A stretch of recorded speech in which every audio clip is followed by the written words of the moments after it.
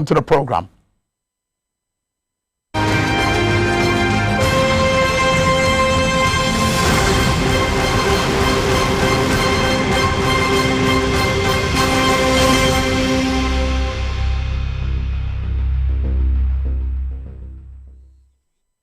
Donald Marshall is a sustainable energy analyst. He's our guest tonight on the program. Later on the program, we'll also be joined by the former Power Minister, Dr. Kwabena Donkor, who will be speaking on the current situation with regards to the intermittent power cuts. You as well, you're part of the program. Feel free to share your thoughts with us and tell us what the situation really is like. As we speak, are your lights off? And exactly what are you going through at this particular moment? And of course, we'll be hearing what the Energy Minister has been saying, because he's been interacting with the experts.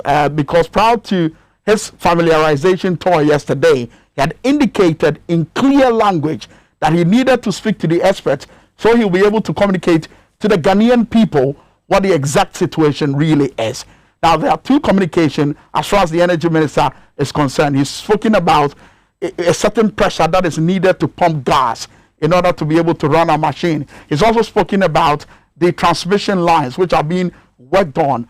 And he says, look, it is not the normal situation as we knew in the past. This is an entirely new project, and they are fixing everything anew. So he says we are not in a crisis situation, and that it is not a return of doomsday.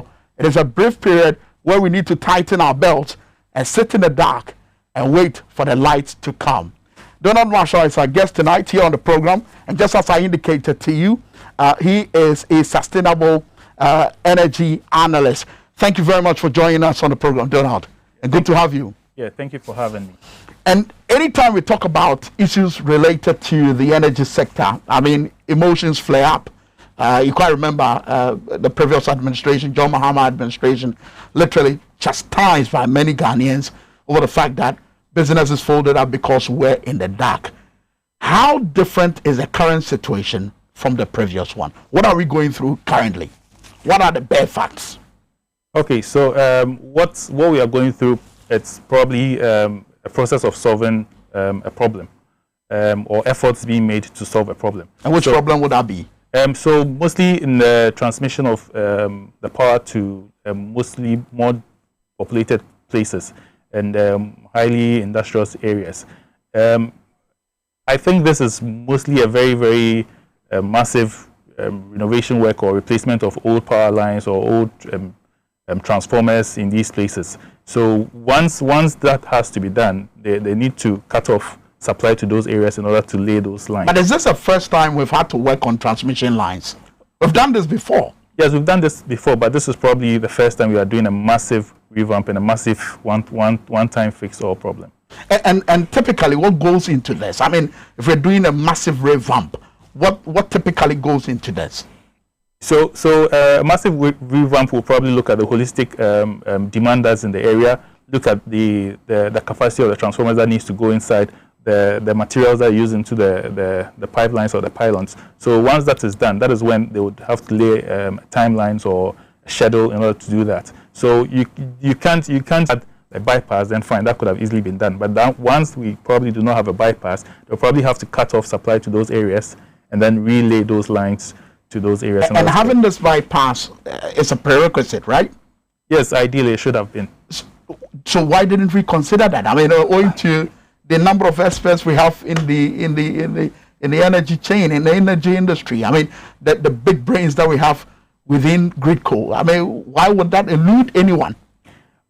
Well, most of our lines are probably old. They've probably been laid decades ago. So I'm sure that probably didn't come into consideration when those were being done. My question is why? Because you said it's a prerequisite. If it's a prerequisite, then why would we say, look, without a bypass, let's just do it? I mean, regardless of how inconvenient it will be for the people of Ghana. So it's an innovative option to handle it. You can decide to do it one way. I mean, having a bypass is an innovative option. Yeah, it's an innovative option, and it involves money. If you don't have money, you just want to solve the problem, and then that's it. But then if you have money, and then your project or your lane roadmap or structure requires a bypass, probably monies or finances will be made available for that. But then once that is not done and once that is not in the design or the layout, it will probably be a one-way layout and then. Okay, since we are trying to understand the situation that we find ourselves in, yes. Now in terms of duration in Exactly. fixing the entire transmission lines or trying to, put in place new transmission lines, exactly. How long does it take to deal with, to fix these things? For instance, in a place like the national capital, Accra, how long would it take? So to be able to do this? Yeah, for a national capital, you can't just get up and say it will take a week or two. You probably have to do some assessment and some discussion. You have to engage certain people to know the number of people there, where you probably do have to do some feasibility, some level of feasibility studies, know where you're going to pass it, and then you go back, plan, and then come out and say, okay, fine. For a place like Accra, where we have an X amount of people, where we traditionally have our pipe, the cables passing, we would need, let's say, 2 months, 3 months to lay because some level of assessment has been done.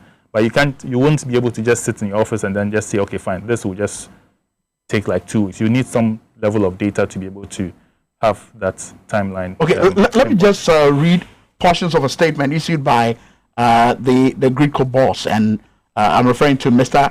Jonathan Amwakoba. You know him. Okay, yeah. He actually indicated that recent power outages across the country have created considerable alarm amongst the general public, especially the incident on Sunday, March 7, 2021, which obviously he acknowledged led to a total power system shutdown across the length and breadth of the country, and with many fearing that, look, we've returned to doom so.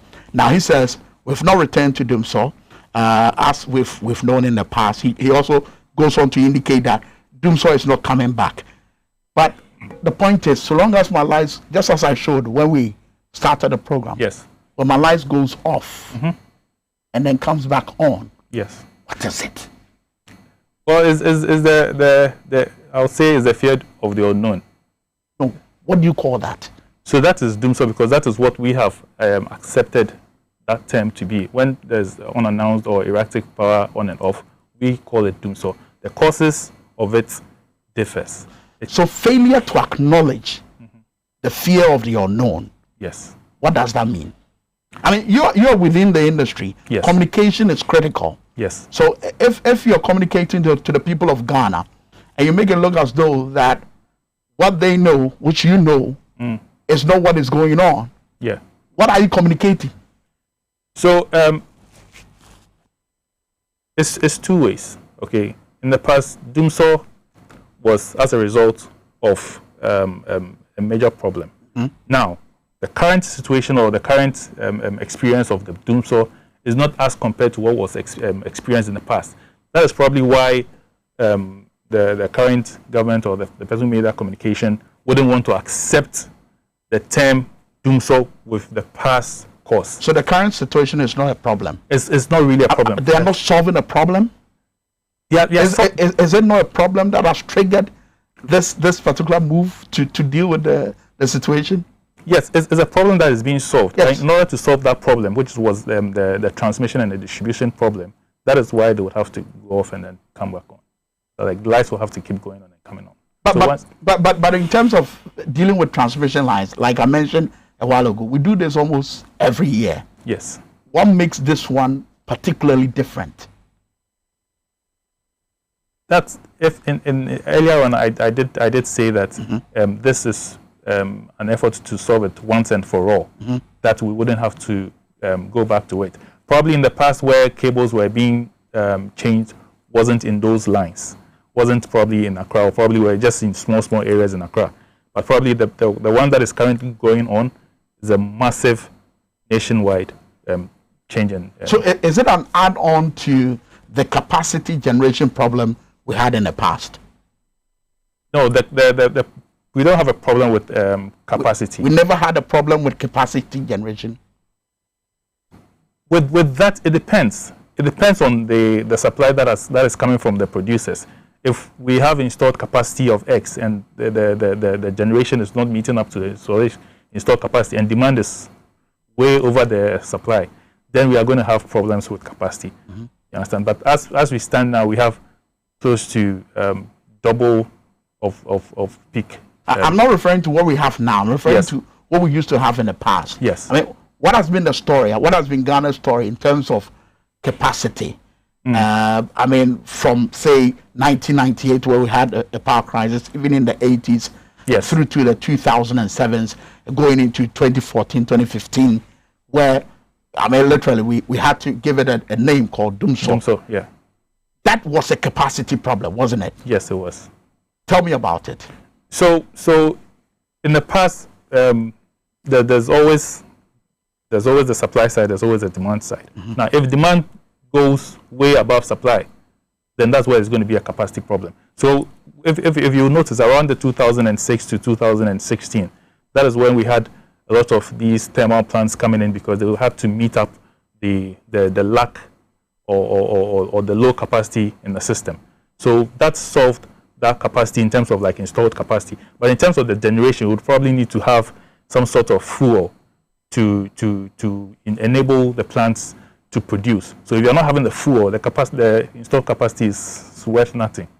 It's worth nothing. So if you have an installed capacity of 1,000 megawatts sitting somewhere, you're not having the fuel to even produce 500 megawatts out of that 1,000, you're still deficient in your capacity. Okay, Donald, shortly we'll get on the phone lines and we'll bring in the former Power Minister, Dr. Kwabena Donkor. But let's listen to what the Energy Minister, Dr. Matthew Opoku-Prempeh, has been saying about the current situation that we find ourselves in. And he says it is not a crisis situation. Donald seem to agree with the Energy Minister on that. I don't know about you though, but let's watch this.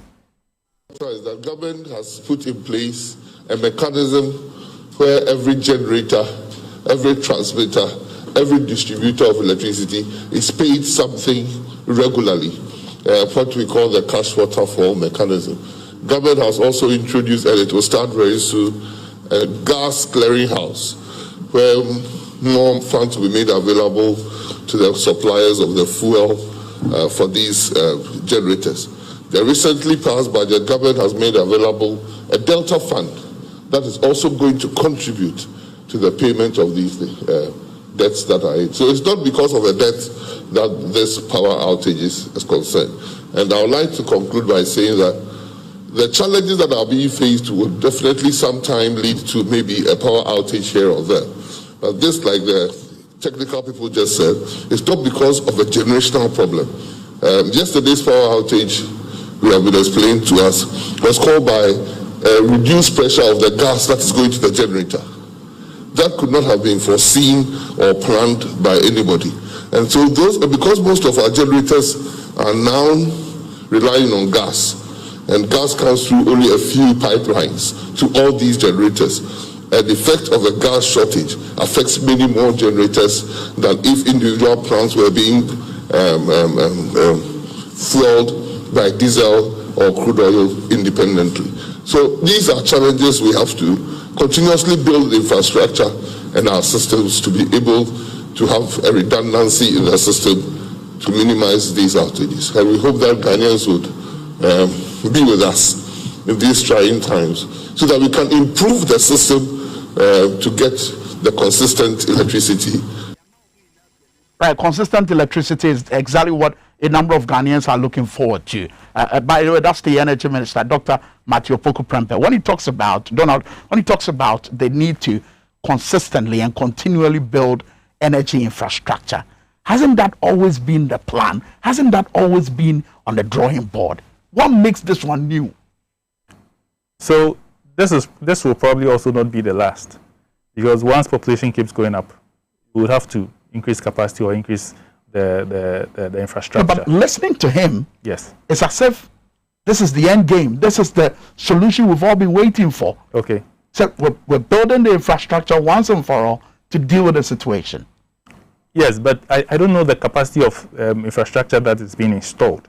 Okay, but okay, let me run you through something. Okay. So the current construction of the 330 kilovolts, right? Yes. Anwangoma So Kentampo transmission line, earmarked for commissioning by the end of July 2021. The project, as we know, is being funded as part of the $173 million AFD loan facility.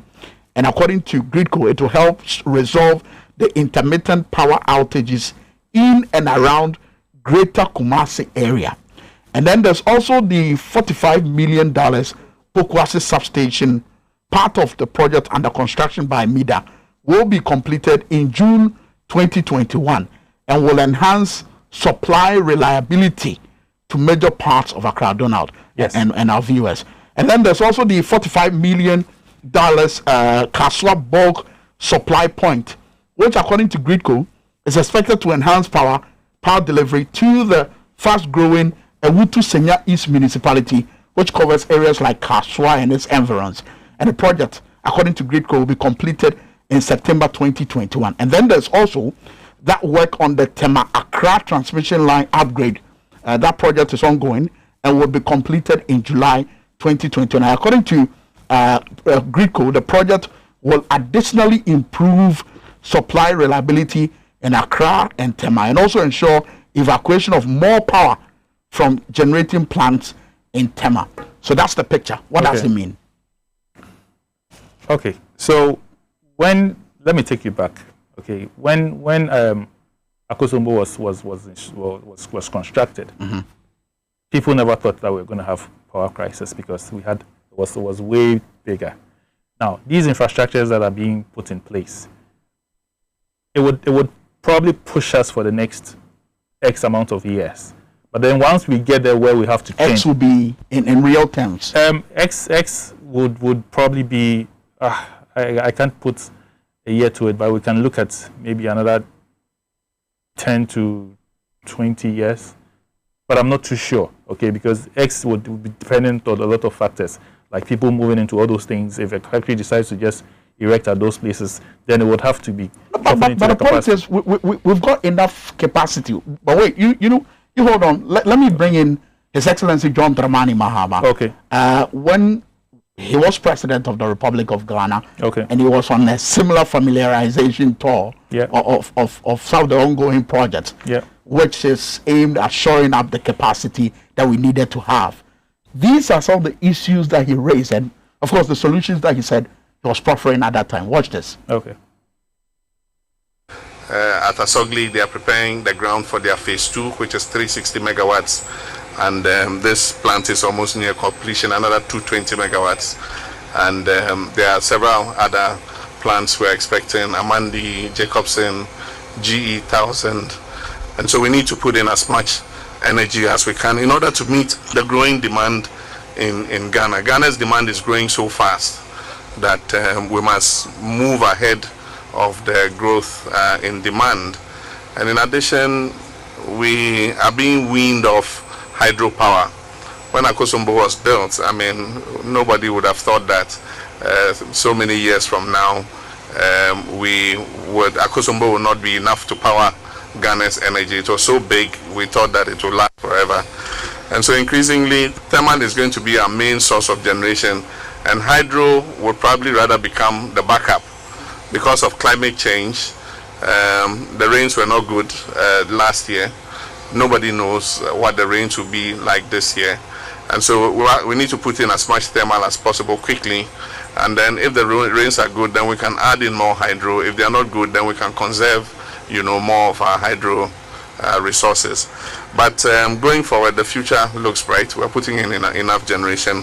But I'll ask Ghanaians to continue to be patient. The minister and his team are doing everything possible to try to bring on stream as much generation as possible. I know that some agreements have been signed to bring on emergency power in a couple of months to be able to ease up the situation. And so I'll encourage all of you to do your best so that we can overcome this load shedding in the shortest possible time. I want to congratulate the workers who have been working on this plant for the very good job you've done in terms of bringing it in at the cost that you are bringing it in, and also the speed with which you are working on this plant. Right, so that's former President John Dramani Mahama. Donald, by the way, that's the Pong thermal plant, the VRA Pong thermal plant. I mean, you know of it really. So listening to former President John Mahama there, he talks about the need to meet the increasing demand. Exactly. And the thermal plants were supposed to play those roles. Exactly. Not transmission lines. Exactly. So what are we talking about now? Okay. So in as he rightly said, okay, in the power generation, Ghana, we currently have like 3 major energy mix. Okay, we have from the hydro, we have from the thermal, and then we have a little bit of renewable, which is not even up to 1%. Thermal has the highest, followed by hydro. Okay, now what he said was we can't really rely on hydro because if there's disruption in the rainfalls, that's like we losing like 40% of the energy mix. That totally just goes off, or we'll probably just get 20% of the energy mix being still there. So enough thermal has been brought on board, but not firing at the full capacity because they are all being augmented by the hydro. So once the hydro goes down, then Gridco will probably have to tell them to increase their firing capacity, and then that will just augment it. So the energy supply chain comes from a whole lot of sectors. You have to look at the production side, you have to look at the transmission side, you have to look at my direct question is, what do we need to do in meeting the increasing demands as population increases? I mean, as population goes up. Okay, so in the past, the production side has been solved. It looks like it's been solved in quotes. Now, we are looking at the distribution and then the transmission. That is probably the follow-on from the production side. So once that is done, then we can probably just go back and then say, okay, fine, now we don't have problem with the DUNSO anymore.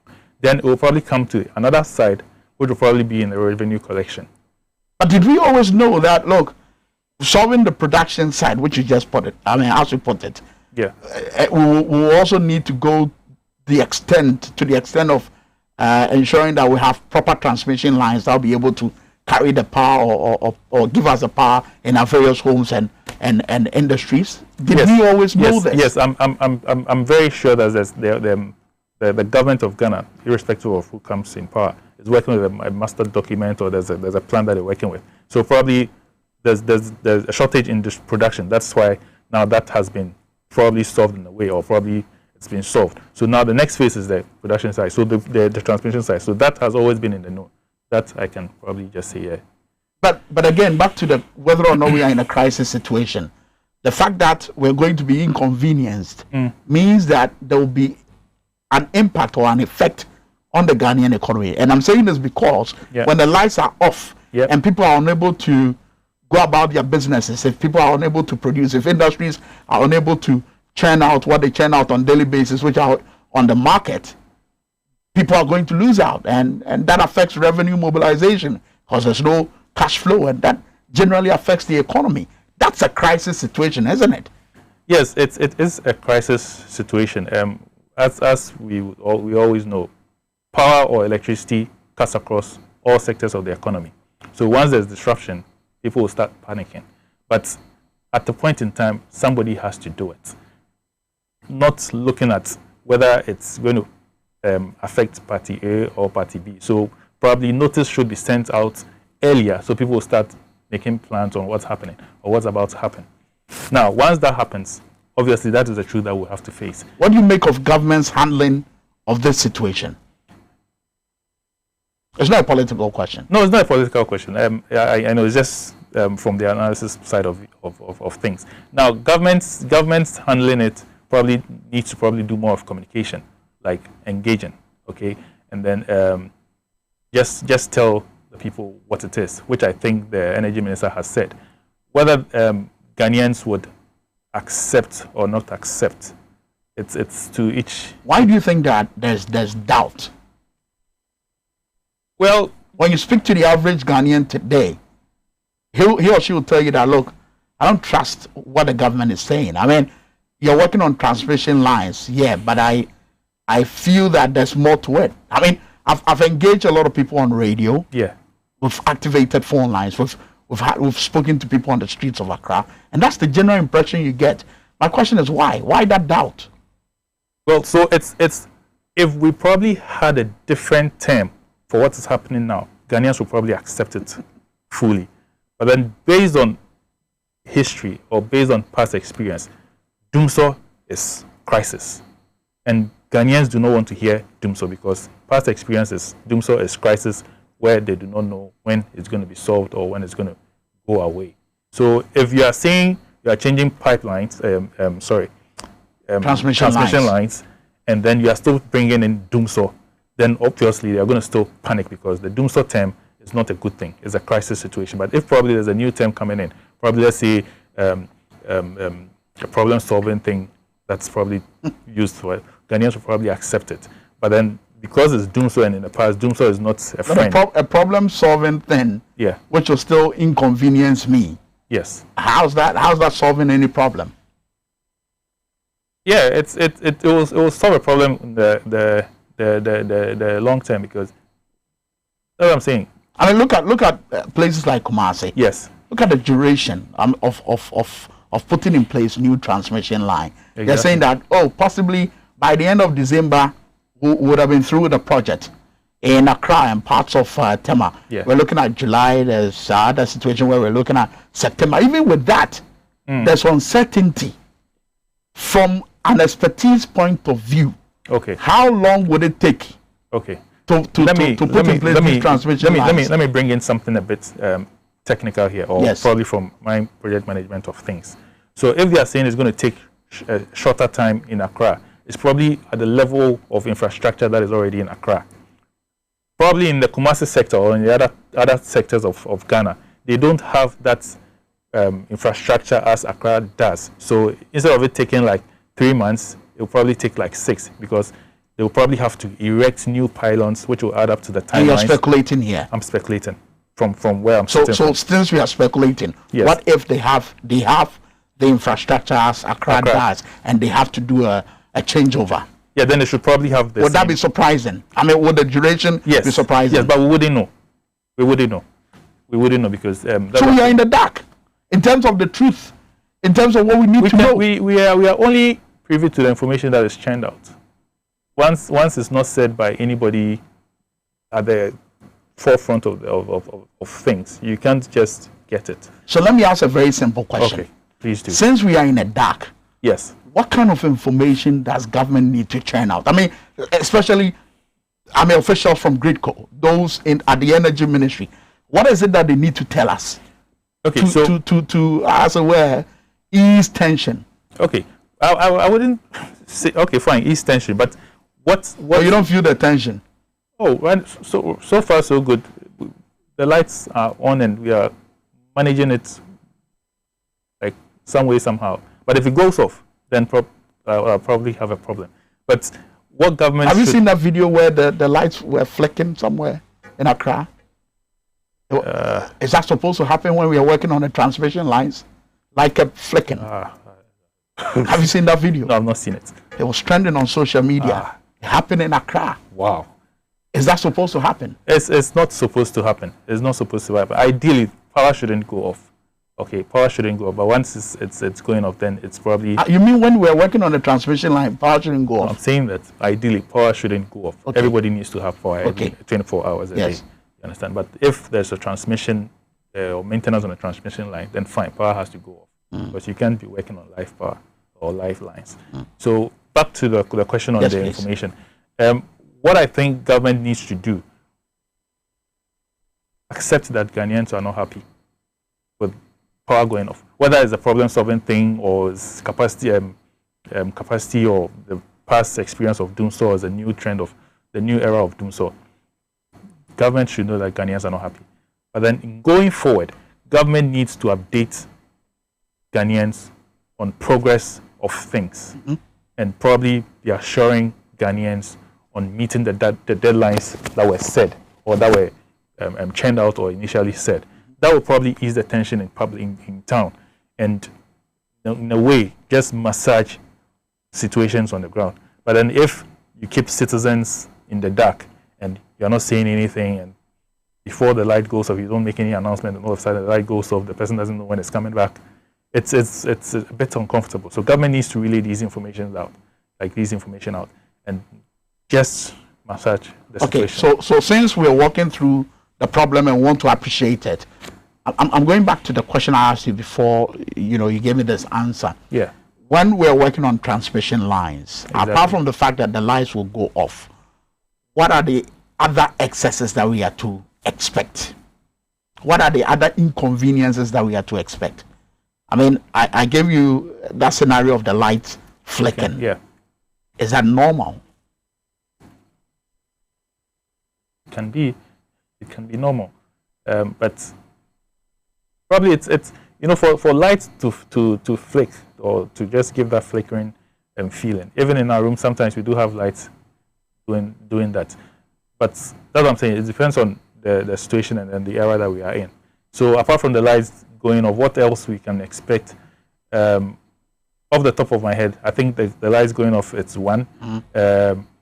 Two, industries or companies need to have a backup plan, like an emergency, a business continuity plan in their operations. Like that's why they've been told beforehand. So they need to have plans in order to meet to this, so that when the lights go off, you can't say that, oh, we didn't. Okay, just hold on for me. Let's get online and bring in the former Power Minister, Dr. Kwabena Donkor. Doc, it's a pleasure to have you on XYZ tonight here on TV XYZ. Good evening to you, sir.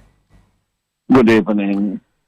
And when I started the program, I illustrated how it feels like to be in the dark. So, I mean, the studio lights went off, and it was quite a painful sight for my viewers. I'm sure if you were watching, you'd have felt the pain too. But that's the real picture here. I mean, in terms of what Ghanaians are going through. You were Power Minister before, I mean, during the Mahama administration. And you told us right there, blunt, that you've solved Doomsaw. So why are we in this? Well, I have always had a challenge with exactly what you call Doomsaw. We had load shedding, and it was programmed. But I also made clear that there could be localized outages arising out of local challenges, transformer blowout, substation challenges, etc. And therefore, I stick to that position. Why are we in the situation we are today? I have not heard anyone claim we do not have adequate generation. Yes, a week back there was a challenge with the Sankofa field, a compressor field, and so there was no gas supply.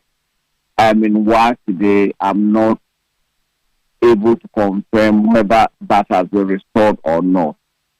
But we have enough capacity even with that Sankofa. Jubilee and the 10th floor should be able to make up. Unfortunately, we have underinvested again.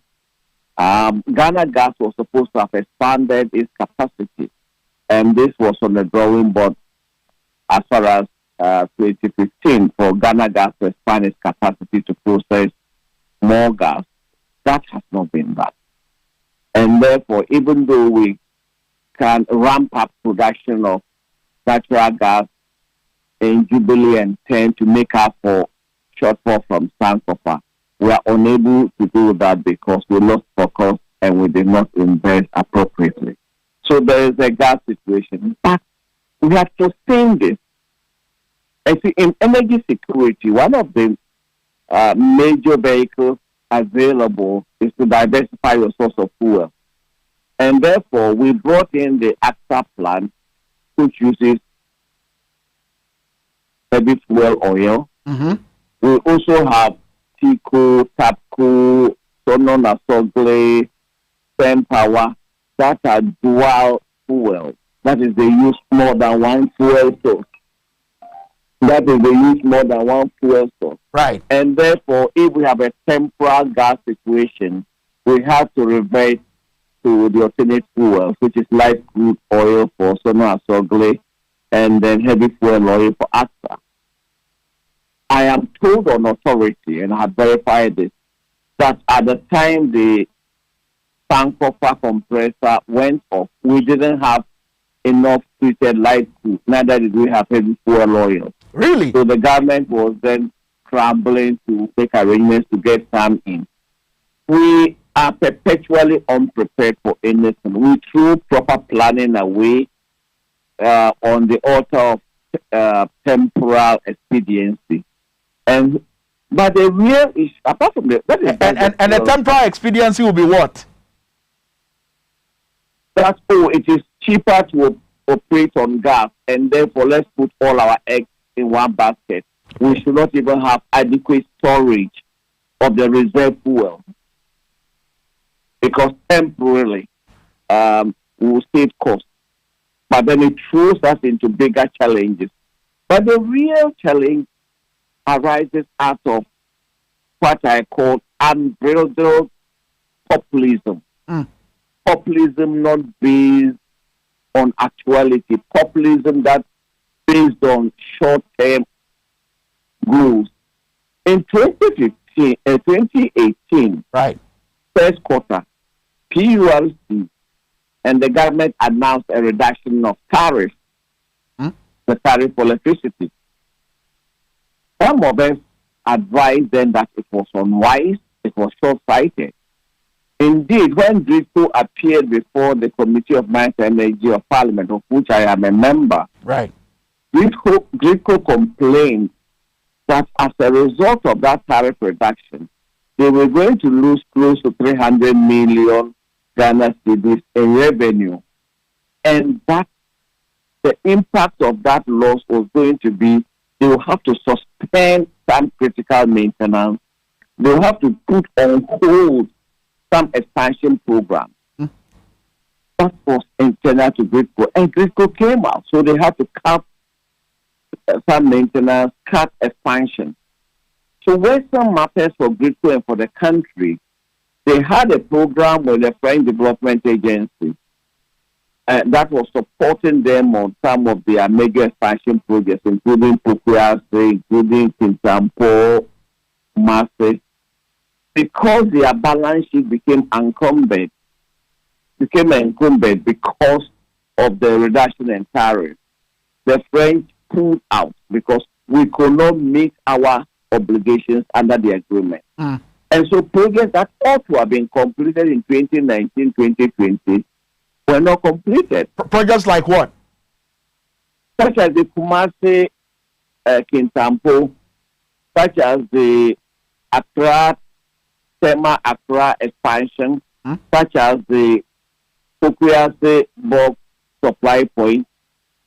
They were all delayed. Okay. And so as a people, we are paying for what we thought we had been in 2018 first quarter, when arising out of a populist commitment, the government went ahead to authorize the reduction in tariffs. At that time, they said they were fulfilling manifesto commitments. So we should be careful what we buy from any political party. We should buy things that are durable, things that are sustainable. If they promise reducing tariffs in the face of increasing costs, 80%, about 80% of all the payables by the power sector, especially ECG and NETCO, are dollar denominated. And yet, their receivables are cedi denominated. That alone is capable of causing exchange rate losses and impacting negatively on the balance sheets of the utilities. If you compound that with a tariff reduction at a time where operating cost is rising, you create a sort of situation we find ourselves in. But Honorable, I'm listening to you, and it appears you're sounding as though, I mean, you're saying that I told you so, people of Ghana. But when you listen to the narrative of government, especially listening to Dr. Matthew Opoku Prempeh, who did the familiarization tour, by the way, within the GRICO enclave, he indicates that, look, the current... Which is the GRICO enclave? Of course, he did the familiarization tour at, GRICO. He spoke to officials at GRICO.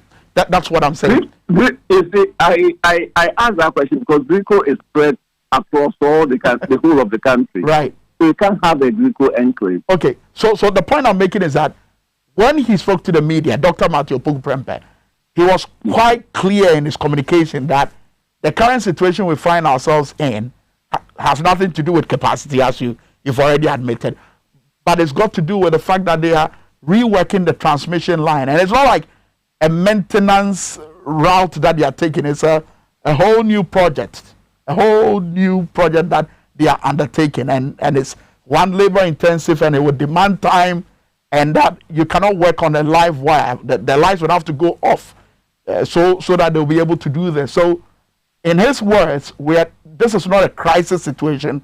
It's rather a problem-solving route that they are taking. The minister is new to the portfolio.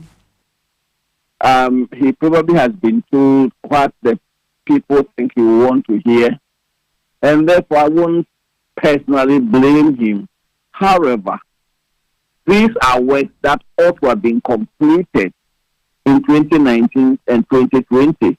You mean the transmission lines? Precisely. And they were suspended. Arising out of the narrative I just gave you. Yes. The lack of liquidity by Gridco. And indeed, it also affected ECG. And ECG also has distribution lines. They also have to suspend work on their distribution lines. This is a statement of fact. Gridco came to Parliament in 2018 and stated this before the Committee of Mines and Energy. That they were going to have to suspend some of the expansion work and some of their maintenance work because of the impact of the negative cash flow. Compounding this is again the government coming out last year to say that they had absorbed electricity bills of consumers, electricity and water. If you remember, at that time I came out again and said, look, this was not a wise decision. If you take the average bill of a consumer, there is the energy charge, the actual electricity you consume. Then there are the taxes and levies. My advice then was that, yes, if you want to ameliorate the suffering of the people, the impact of COVID on their income, take away the levies and the taxes. That is within the ambit of government to do. But the energy charge, we have to pay because we consume that, so that at least the utilities will have their cash flow to support the operation. Government says no, they will pay. And an incumbent government, how do they find the funds to pay the utilities continuously? So is that to say that the current problem is self-inflicted? Absolutely. But granted what you said, Doc, that the energy minister is new to the position. What about the CEO of Gridco, Mr. Jonathan Anwakoba, who, let me quote him by the way, who says that in his words, Doomsor is not coming back. Indeed, the nature of the power system value chain makes that impossible. As a crucial part of the entire value chain, overseeing matters on the transmission aspect of the process, Gridco wants to assure the country and all related stakeholders that none of the key participants in the value chain is resting on their oars in an effort to maintain stability, accessibility, consistency, and reliability of power supply at all times. And you were saying this, linking it to the fact that they need to work on the transmission line. So even if the minister is new, what about the CEO of Gridco? What has he said? From what you read, is it not just pure English? Has he denied that they have a liquidity problem or that they suspended work in 2018? Let's not be bamboozled with just English. And you can ask the CEO of Gridco if he did not come to Parliament before the Committee of Mines in 2018 and stated, not just implied, stated that it was going to impact negatively on the ability to carry out the expansion work and that they were having to suspend some work in 2018, 2019? Or did the French Development Agency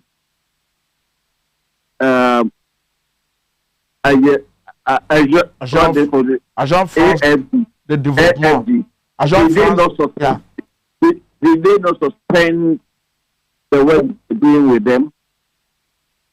Yes, I believe as a nation we have matured beyond just restrained language. Right. The reality is that electricity consumption is ordinarily expanding. Our cities, our towns, etc., are growing. So there's increased demand for electricity. That increased demand imposes an obligation to expand. Okay.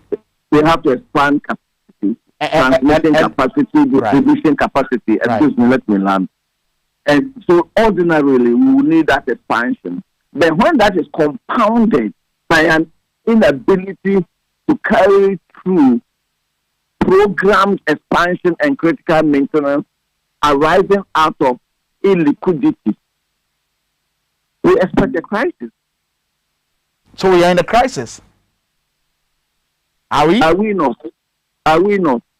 I thought we were solving a problem. Of course, what there are. So are we saying that when there's a crisis, there are no attempts to solve the underlying causes of the crisis?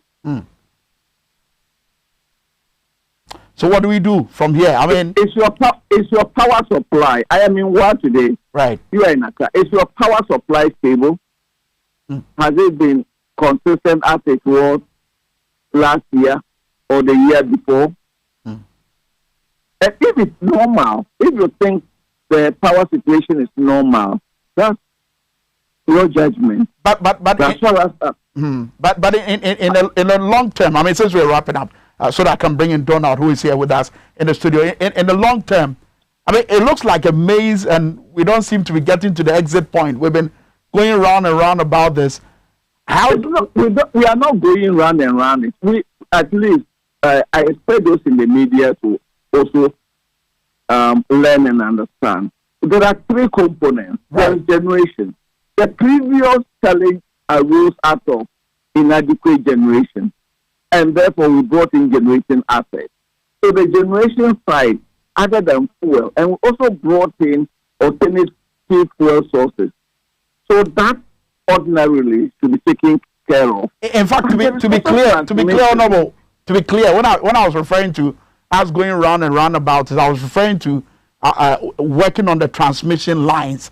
It looks like almost every year we hear that narrative. I mean, how do we end it all? What do we need to do? It is because we are underinvesting in transmission. Wow. We are underinvesting. If you take the Kumasi line, it's after today, still a 161 line, KB line, that is overloaded. And that is why we're doing the transmission line from Kumasi to Kintampo. Kintampo has a substation, and we evacuate through Kintampo so that Kumasi line can be reinforced when it's overloaded from through Kintampo. That is why that is being done. We're also doing a 330 kV, the central loop. That will also help reinforce Kumasi. Those are just specific examples. If you take Accra, Tema Accra, right, they are putting a fourth line. But these were all planned programs. They are not scheduled programs. They were planned, but they were slowed down and or suspended because of inadequate liquidity. So, Gridco, ECG, NETCO, who at any time will have to expand because demand is expanding. New growth areas are coming up. And so the transformers we had 5 years ago will not, substations will not be enough to service the growing demand in another 5 years. And that is why we have programmed expansion. But if you suspend program expansion because of a reckless tariff reduction without re-injecting capital, if government wants to reduce tariffs for political ends, that's the business of government. If they want to do it, fine. But as a sole shareholder of these entities, then you have to compensate by re-injecting additional working capital. That we've also not been able to do. Very well. Dr. Kwabena Donkor, thank you very much for your time on the program this evening. We appreciate your time, sir. Dr. Kwabena Donkor is a former power minister. Donald Marshall, for that matter, he's a sustainable energy analyst. And listening to Doc, 2 points. Self-inflicted problem. We are in a crisis situation. And then capital, re-injection of capital. 3 points. Yeah. He's said it all. Earlier on, I did mention it being a plan. Okay, I also did mention that irrespective of how they solve a problem now, it can hold for like the next 10 years or 20 years. But once demand goes up, we'll come back to it. So it's looking at going to the market, looking at what options you have. Of course, if you go there and you have this bottle of water and you have this bottle of water, if you have enough money, you can decide to buy this and then have some in excess. So that is what's probably happening. If there's no money and you want to do expansion, you go to the market and you play with what you have. So, rightly said, that's mostly what's happening. Finance would have to go into expansion projects, and if there's a halt somewhere, it piles up, and then once you decide to expand, then you probably realize that you've not done. So is that to say that we are not being told the entire truth of why we are here? Because I mean, you don't hear that in government's narrative, the liquidation aspect, the fact that we missed a certain target, we were on a course to doing something, we didn't do it. I mean, the point that Dr. Kwabena Donko raised about the decrease in tariffs, and then that having to be the sacrificial lamb for what we are facing today. Exactly. That's not in government's narrative. Does that not bother you? It will bother any ordinary Ghanaian. Traditionally, there's a lap in the revenue collection. So if you decide to reduce tariffs, then you probably just causing more harm to yourself. If you decide to also do free, that is also causing extra problem to yourself. Now, what he said earlier, he was like, there was more or less like a roadmap where they were like, okay, expansion of the capacity. That's right. And then doing the transmission line. which I earlier also said. So it's a chain of problem solving. I would say problem solving phases. So one phase was done, and then in the immediate solving of the next one, then there was a halt. I quite remember there was this energy sector levy. Yes. That was supposed to deal with energy financing. I mean, talk about it, but beyond it, where do the chips fall in terms of the financing that we need to deal with the gaps and the shortfalls that we face in the energy sector? What should we be looking at? Well, where should we be looking at in getting money? Probably from it's obviously from the consumer. Okay. That means we should increase tariff? Not necessarily. Make sure that your revenue streams are constantly flowing and you don't have lapses in them. Be able to go to the big consumers and take exactly what they've consumed. Okay.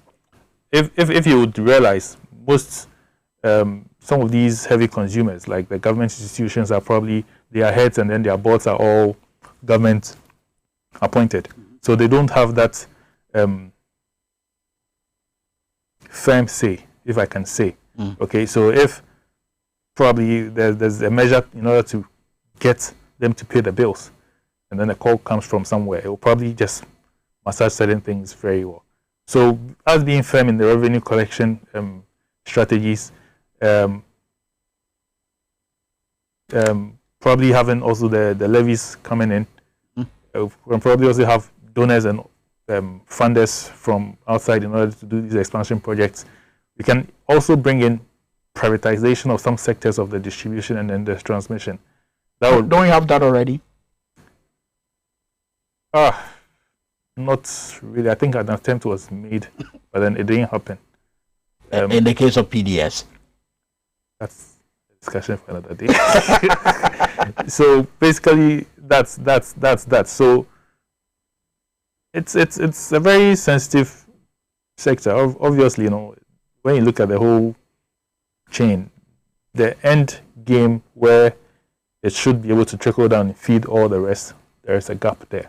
Okay. And that is the revenue collection. Revenue collection is the end game. Let me read some messages from our viewers. Kofi Isaac is Kofi George actually is sending this message from Taifa. He says, "Good evening to you, Prince. Great conversation. Just yesterday, our lights went off, and what you spoke about the light flicking, it happened within Kaswa. I saw that video too. Eric is sending a message from. Okay, you didn't include where this message is coming from, but you say leadership is a problem for me. Ask your guest in the studio whether he agrees that leadership, the inability of leadership to think outside the box, is why we are unable to communicate well with regards to what we are going through. I see Edu also sends this one. He says, complete lies. It's bogus what the energy minister is saying. He does not have a firm grip of the situation. And then this one here says, what we need now in solving our energy needs, which was done by the Mahama administration, is the fact that stakeholders come clean and come clear in their communication. It looks like a number of the messages are bordering on the communication and the narrative being told. What do Ghanaians want to hear? Ghanaians would want to hear the truth. That's one. And what's the truth? What is happening? What is happening now? Well, that's what earlier when I said. We define what is happening. Make the communication clear to people. Calm down the panic in the system. Then let everybody know what's... You listen to Dr. Kwabena Donkor, and yes. The feeling you get is that someone should be admitting that a mistake was made. Exactly.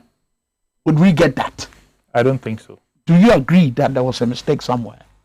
Well, from what the past power minister is saying, he from how he was speaking, you realize that he has first-hand information because he's been there.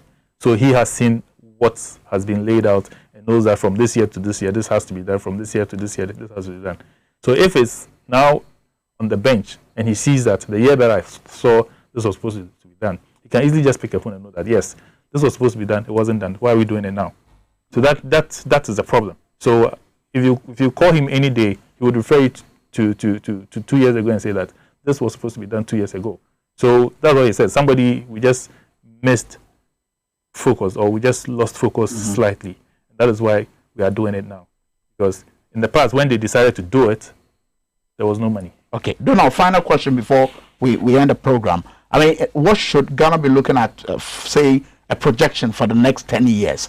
I mean, what should we be thinking of? Look, other parts of the world, we're moving beyond what hydro, thermal, and moving into other areas. What should Ghana be looking at in solving our energy needs or meeting our energy needs as the demand keeps increasing? Well, so we'd have to redefine our energy mix. Okay, that's the generation mix. So in the past, we've had the thermal, the hydro, and then the renewables. The bigger forces, that's on the global stage, they're probably trying to cut emission of carbon and then trying to make a net zero economy. So we'll probably have to gradually get cleaner in the production. Hydro is already clean, but then thermal will probably have to get it cleaner and then bring in more renewable sources. There's hydrogen, there's the solar, which is already being done, there's the wind, and a whole lot of other stuff. So that needs to be done. Government needs to try and bring in more of renewable things into the mix, because that's the way to go. Exactly, that's the way to go. All right, thank you very much, Donald Marshall, for being here with us on XYZ tonight. And by the way, that's our show for tonight, though. And I'm sure this conversation will obviously continue in your homes, in your cars, as you go into the offices. Where the chips will fall is where the concern really is. Ghana's energy needs. How do we solve the current problem that we have? I am Prince Minka. See you again on Monday.